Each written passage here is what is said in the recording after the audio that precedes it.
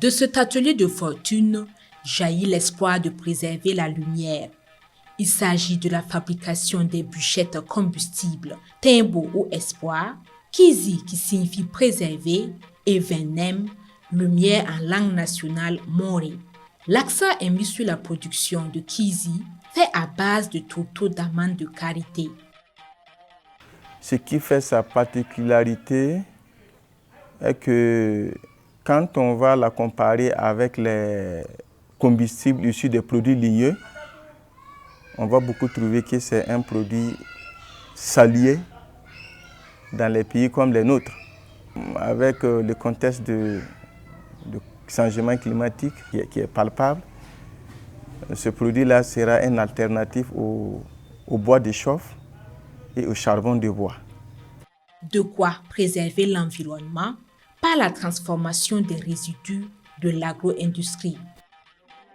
Les résidus issus de l'agro-industrie, dans le cas de tourteaux des amandes de qualité, ça contient de la matière grasse. Et ces matières grasses-là, quand on va les déverser dans l'environnement, il y a un impact nuisible. Parce que ça contient de la matière grasse, donc ça ne permet pas à l'eau d'infiltrer. Donc nous avons résolu un problème en aidant les agro-industriels à absorber leurs résidus.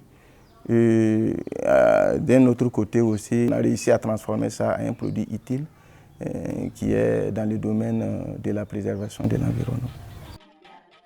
La technique de fabrication des bûchettes permet d'en avoir en moyenne 500 par jour.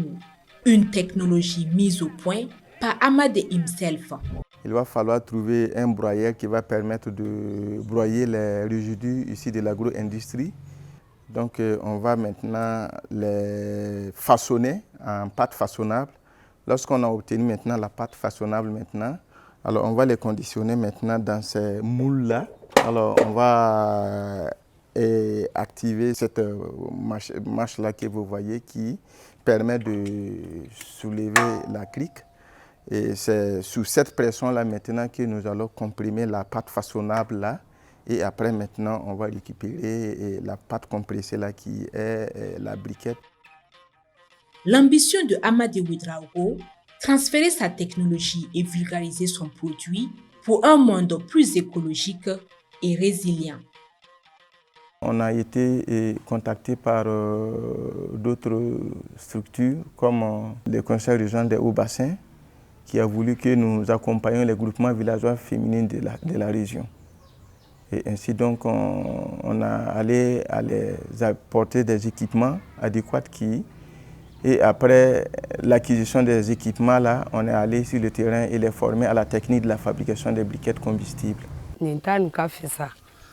Parce que ni tobili kana ye nga dumuni bi mojona puis ati nga daga fin mais ni logalo e ka daga fin tuma dora ni yɛrɛ bɛ fɛ ka magara tɛ I bolo bɛɛ fani bɛɛ bɛ nɔgɔ mais ni nin no an bɛ to k'a feere den kelen 20.